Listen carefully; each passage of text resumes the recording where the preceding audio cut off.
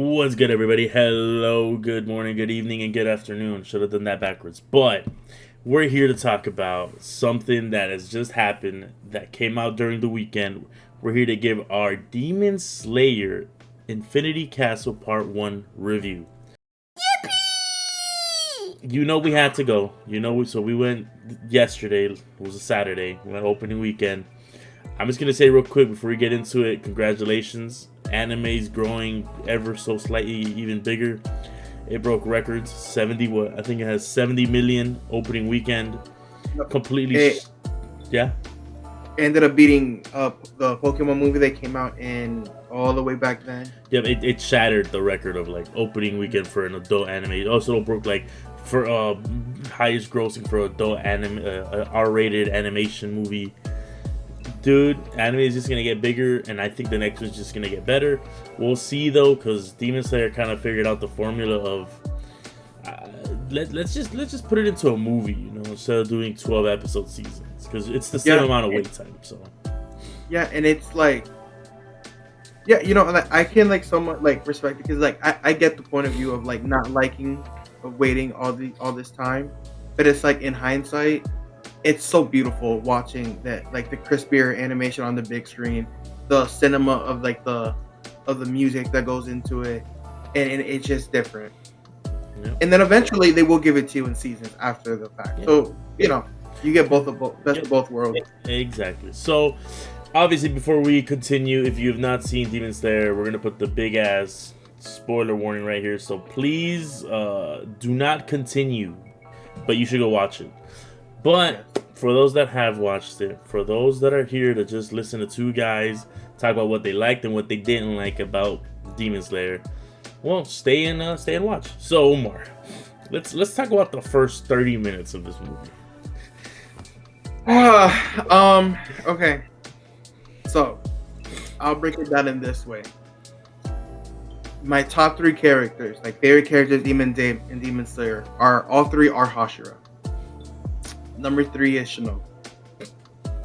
She is no longer alive. And it like really like it really damn. Like I didn't expect it to happen like so fast over like completely, like it wasn't even close, bro. Like she didn't even like she got cooked. Yeah. And it's like it really sucked because like you saw like her backstory, like it was the same demon that killed her bigger sister. The older sister, and her older sister tried to give her the warning, like, yo, don't do it. And like she was gonna tell her, you probably won't even be able to beat him. And she didn't finish that statement, and like it was like so heartbreaking. And it's like, and a little bit down the film, they give you like the little hope of like, yo, look at her, she's still alive, still being absorbed into Muzan. Nah, bro. Yep. She's dead. Yeah, she died. Like begging for help, bro. Just begging, crying out for help while dying. And she didn't beg for help when dying. Bro, what? She was being absorbed? No, she wasn't screaming or anything. What? She was just being absorbed. No, like I told you, he broke her spine and she died instantly right after saying go to hell. No. Yes. Nope. Was that not Shinobu, like after the fact, getting absorbed?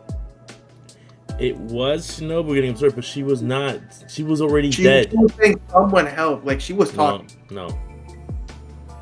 Omar's gonna have to rebuy this ticket, guys, because he actually doesn't know what he's talking about. She does not say anything because she's already dead. When she holds him, he's like, "You have any last words?" And she goes, "Go to hell." She is dead, so she didn't talk. That's what I'm trying to tell you. I'm not talking about that scene. I'm talking about later. Who? The dead Shinobu? Okay, bro. Okay. I'm just asking who. The only other person was the freaking the flower sword girl. No, I'm talking about later, bro. Like someone later down the line was being absorbed into Muzan. I believe being absorbed into Muzan, and she was like, someone help. Why are you saying? You're saying it later. That was like when introducing this the second upper moon, right? He was eating regular girls.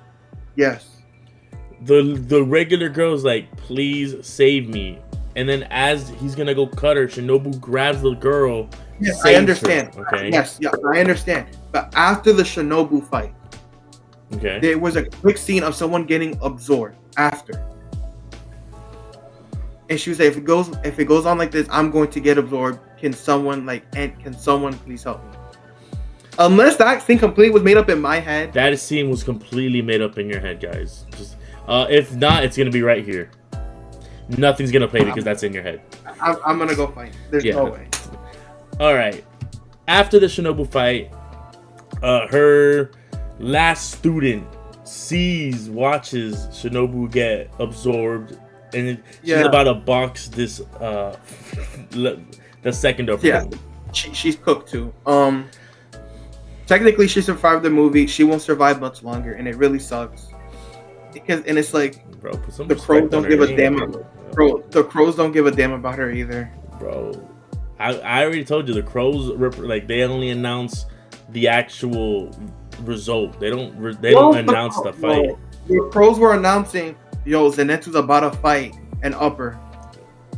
The crows saw it, so the sun is like, oh, what's going on? Oh, Zenitsu's fighting the upper six. Yeah, anybody with them? They didn't exactly, but they didn't announce it. They were talking about it in HQ because they can see everything. That's why you didn't hear Tanjiro's reaction going, oh, Zenitsu has beaten the upper moon six. Okay. So it's only the results. So talking about Zenitsu, how are you feeling about that? How do you feel about that? It was a really clean fight. Before I move on, okay. Upper two. Yeah. Actually, you know what? No, I'll talk about it after once we the back. Hey, he's not dead yet. Yeah, go. Yeah, so Zenitsu's fight later. Yeah. Really clean. Like, you don't know why he became like anime. Like, you don't know why he became so serious towards the end of the training arc. And like going down, like when Muzan opens up the doors to Infinity Castle to everyone, you can see him flying down like in serious, and it's like, and then like the fight starts and he's so serious, bro. And it's like a brother and brother fight of someone that can only master the basic, okay, and the person that can only master everything but the basic, and that's why they were always together. Okay. I will say for me personally, I felt like the Zenitsu fight was kind of pointless. Felt like the author was just kind of like, yo, I completely forgot about my fucking main little trio guys. Let's just put this in the last bit, they'll just take it. Like, there was no build up. I never saw this. Like, when did the older brother turn into a demon? Was it during the training arc? Why did I not see Zenitsu at all and like be with this older brother? They should have been building that up from the get go instead of being like he killed himself. Well, the grandpa's dead. Like no, I know, and I agree with you completely to that point. But that's why, to me, it's like that's my one complaint with Demon Slayer has always been the character development and the way they do it, and it's why I really don't. Not gonna say I don't care, but like my favorite characters always end up in the hospital because they like out of everyone they have like the more fleshed out backstories than any like Zenitsu and Inosuke. I don't know a damn thing about Inosuke. Yeah. I barely know anything about Zenitsu, and these two are the main part of the main four. Yeah. So it's like I don't care, but like if we're talking about the fight itself, it was a really cool watch. He finally became serious, stopped being a little wuss about everything, and it was pretty clean that there's only 6 breathing forms, and he created the 7th. And it was a clean moment. I'll give you there, but I do feel like that part of the movie was the weakest for me. Other than like fucking Tanjiro's backstory, but we'll talk about backstories as we get there. So after that fight, I think then we go to the meat and potatoes of this movie, which is Tanjiro and Giyu versus AKAZA. The entrance to the fight was so clean. The castle starts to shake, and Tanjiro says that smell, and he starts to get pissed. Yup.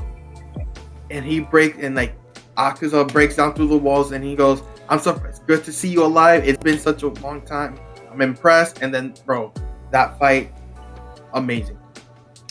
Yeah, no. What Demon Slayer does right is that its animation 1000% carries it, and that's all I'm there for. I'm gonna be honest. If you don't want to give me story and stuff, at least make the fights good. And god damn it, do they know how to make the fights good? I don't know what type of move. He was on some Liu Kang stuff, throwing his fist, throwing fire punches. I was like, I ain't seen this in the manga, bro. He ain't do all this, but it was exactly what I wanted to see in a fight. Do you think it dragged on though? You know, like, cause like, so again, we already know spoiler rules already in the beginning. Tanjiro's out. He's out for the count. Bro, so, and it's like Demon Slayer has now like Naruto hit it like in a point where it's like, oh, I don't know how like these main characters are gonna win, and then Kishimoto ended up doing BS to like, continue the story. I feel the same way here. Shinobu's dead. Gyu's sword's broken. He's down, and Tanjiro's knocked out.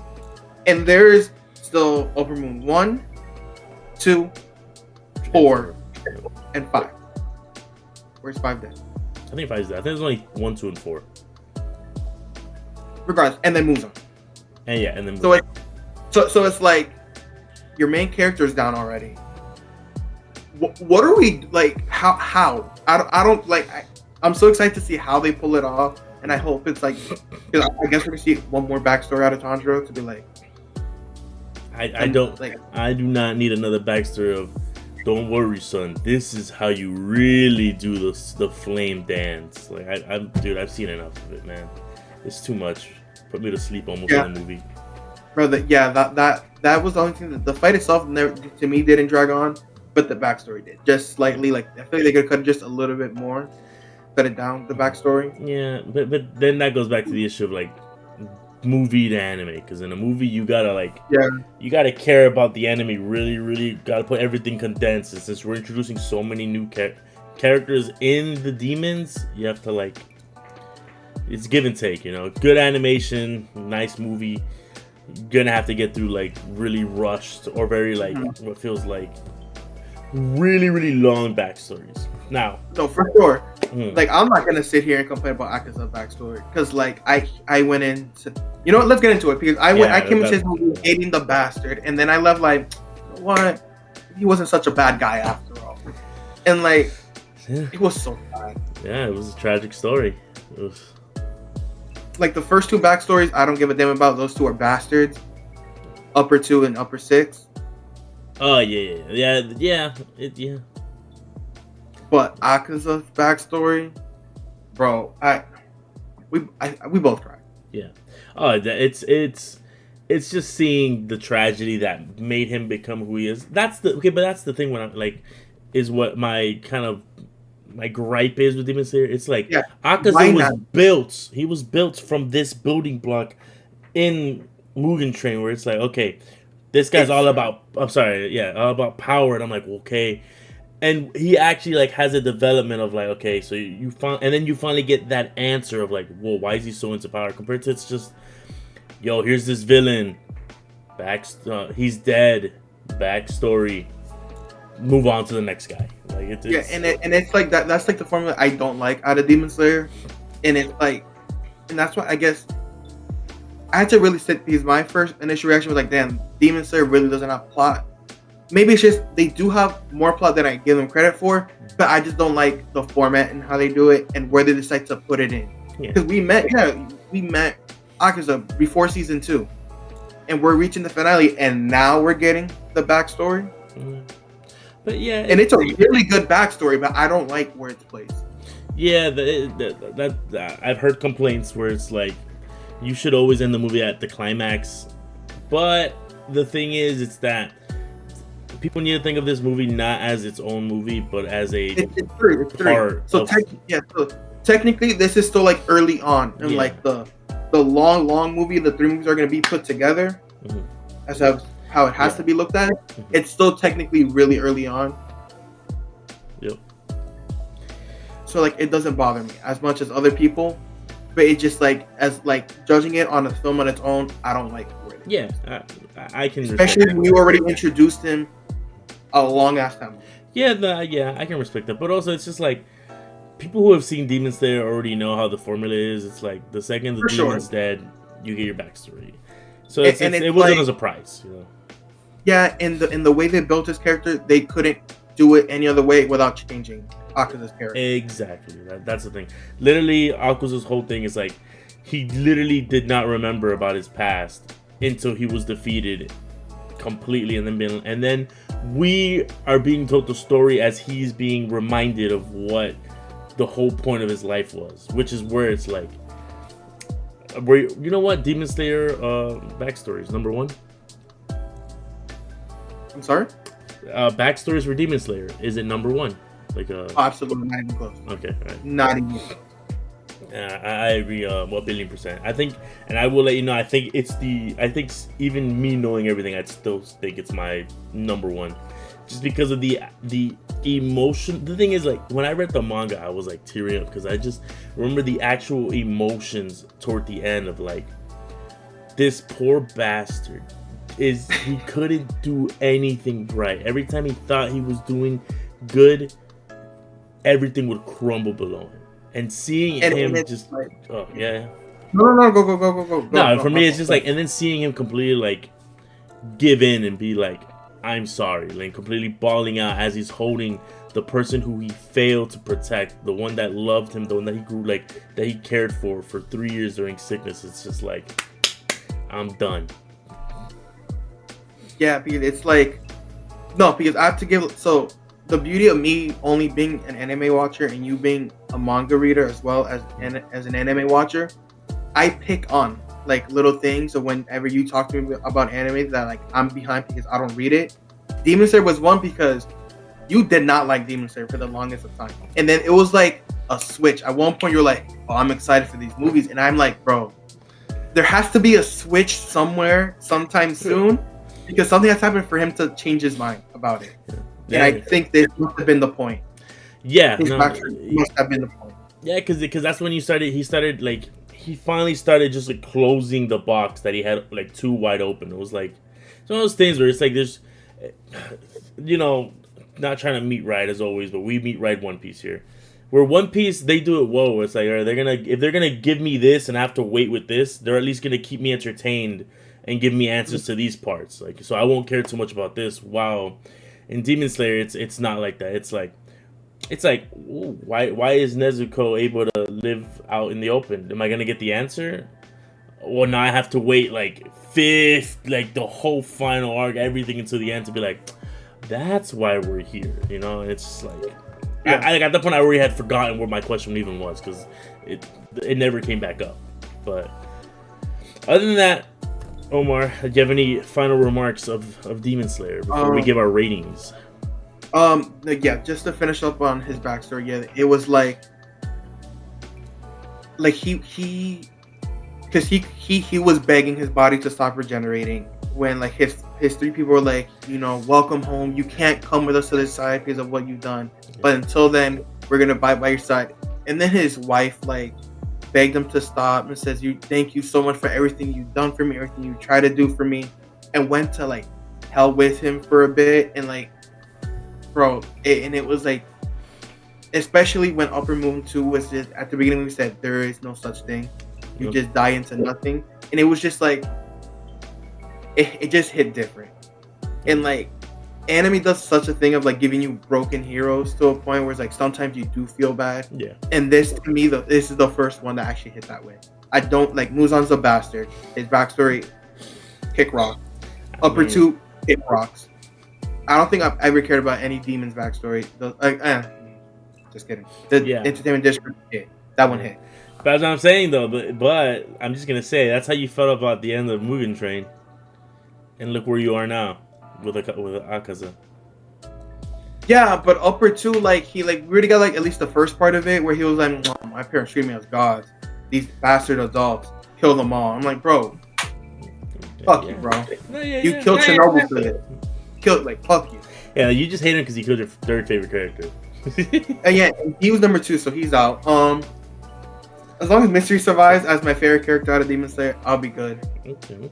We'll see. Because it's, who are the? Give me top 3 real quick, so that way everybody can know. The Love Hashira, Giyu, and then Shinobu. Yeah. Okay. All right. And then 4, as an honorable mention, was the ice user. It's Tokito, I think his name. The ice one. Yeah, the one that fought. He was in the training arc. Like the first part of the training arc before. Oh, okay. Yeah. I think I know what you're talking about. Or Mist. He might have been Mist, not Ice. I think it might be Mist. But yeah.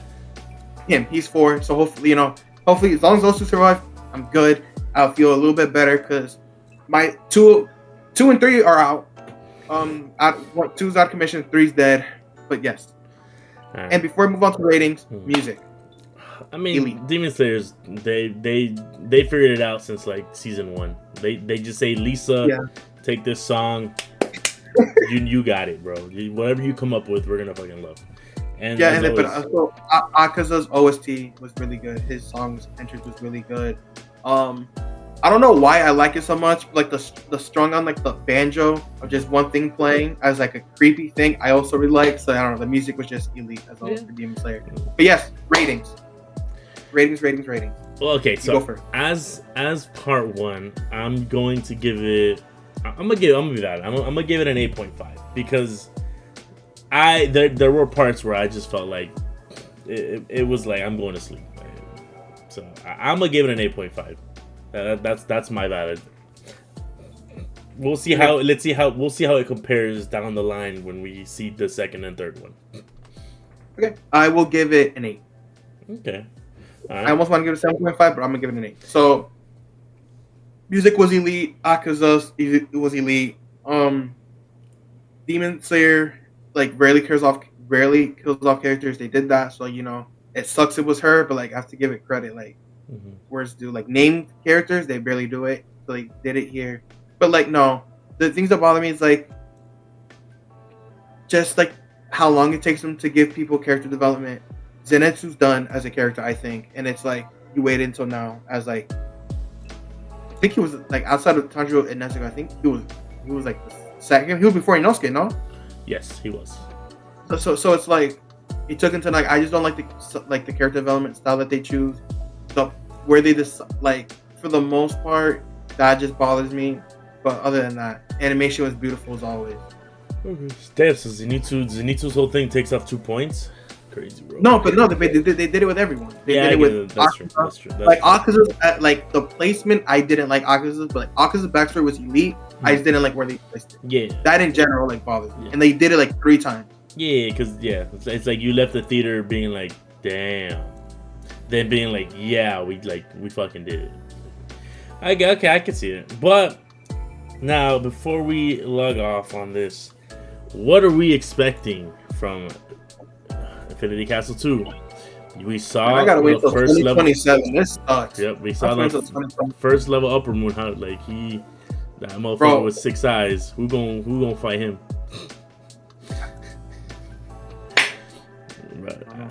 He's not Muzan. I don't know. That's what I don't know. That's the fascinating. That's the thing about Demon Slayer, where it's it's a toss up. Who's gonna be boxing? Who is it? Kana? I think whatever. This flower girl gonna die. Is she gonna get bodied instantly? Yeah, she's bodied, bro. They did her green, bro. Already cut up, looking mad. Bro, it's an upper level 2, bro. She's cooked, and it sucks, but she's cooked. All right, well, that's everything from us, guys. If you haven't seen Demon Slayer, actually, you should watch Demon Slayer and then go watch the movie. Let's just keep making this movie grow. It's fun to see. Demon Slayer it's short. Demon Slayer is short. Demon Slayer is short as hell. You got 3 movies you can watch, so just skip seasons. So if you got 6 hours of your time, might as well go watch. But yeah, that'll be everything from us. We will catch you guys on, I don't know, we'll see. We're back with, like we said, One Piece Mondays. If you have any animes you want Omar to watch so he can start getting back on his bag, let us know. And we will catch you guys on the next one. Peace. Rio.